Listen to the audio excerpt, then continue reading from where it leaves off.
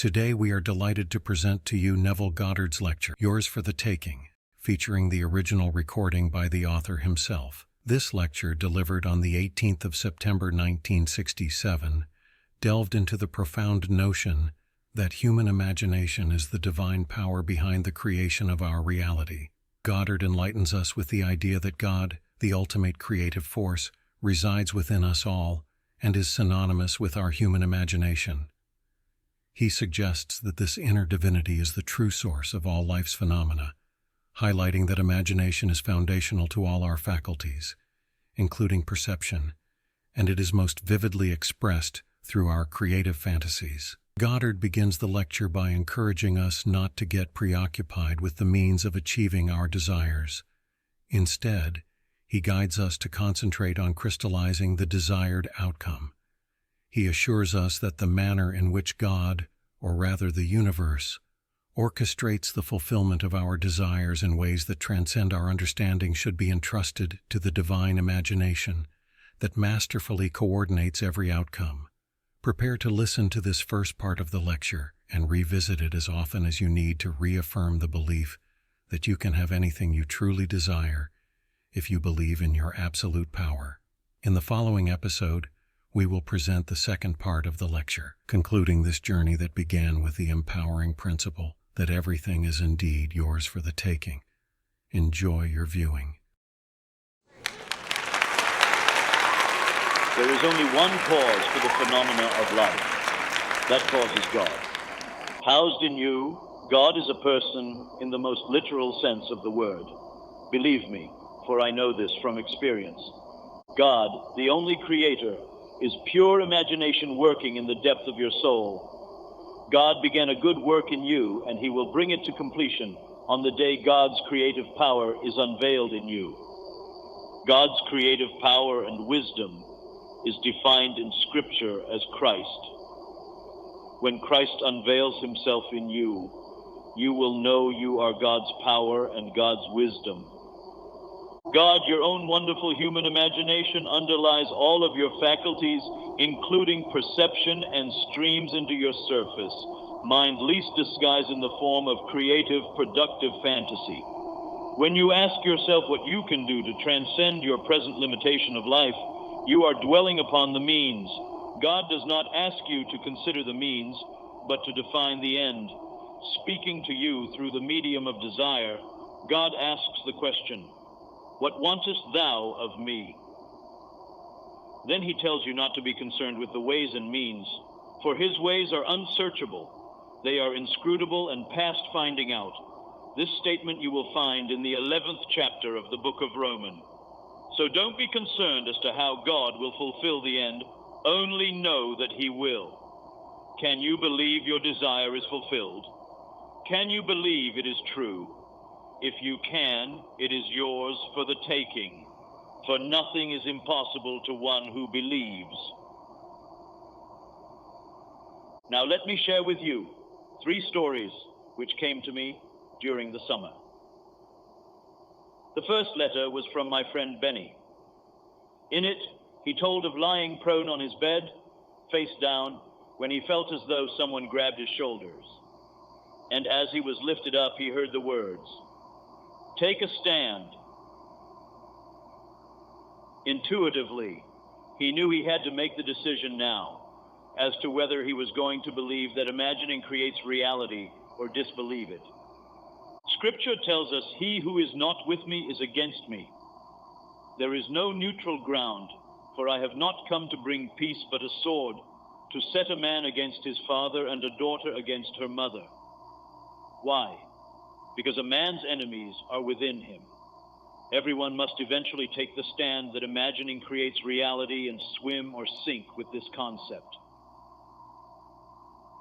Now, a few days later, while in meditation, Benny felt himself being held from behind by 3 men. As they raised him, he watched the sunrise and heard the words, "Look, behold, and recognition." And he remembered a passage from my book, "Your faith is your fortune." Recognition of this truth will transform you from one who tries to make it so into one who recognizes it to be so. Soon after this, a friend asked Ben to pray for him. He wanted to be the property manager of the company he worked for. Although he had been passed by year after year, Benny told him what to do and imagined hearing the friend tell him the job was now his. A few months later, the job was vacated and his friend was given the position with an increase in salary and greater responsibility, just as he had imagined. What did Benny do? He imagined. To whom did he pray? To his own wonderful human imagination. God, the creator of all life, is like pure imagining in you, underlying all of your faculties, including perception. He streams into your surface mind, least disguised in the form of productive fantasy. Benny took a stand. He prayed for his friend and believed. His prayer was answered.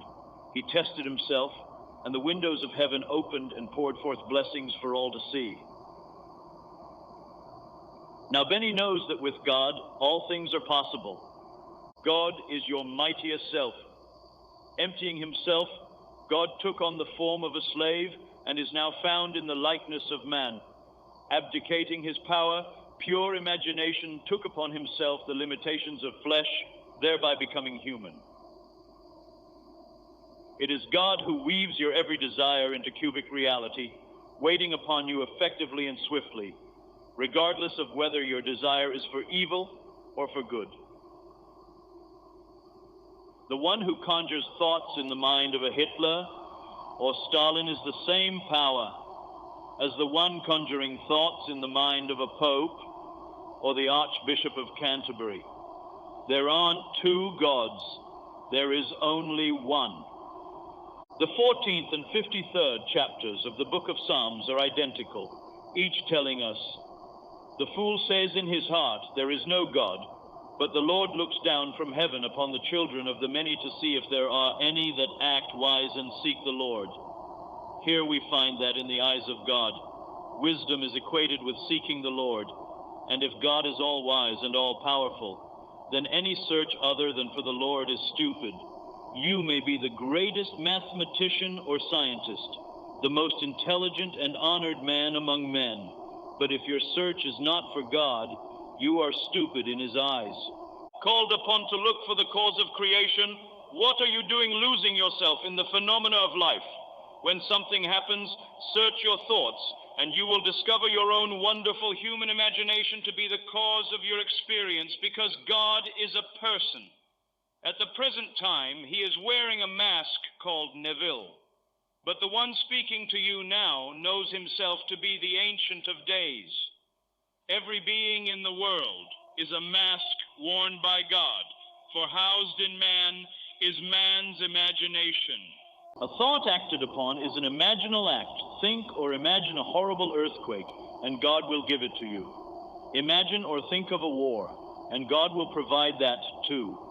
Imagine peace, and you will have it. God will give you health if you will but imagine being healthy.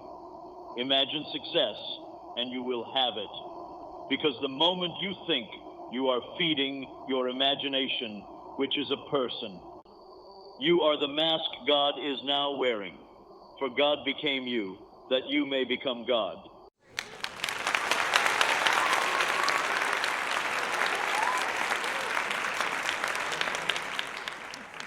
Dear friends, we have reached the end of the first part of Neville Goddard's lecture, Yours for the Taking. We invite you to watch the second part of the lecture. If you enjoyed today's episode, please share and like. And don't forget to subscribe to our channel to be notified when we post new content about Neville and other mystics. Until next time, we wish you peace in your soul and the fulfillment of all your desires. Namaste.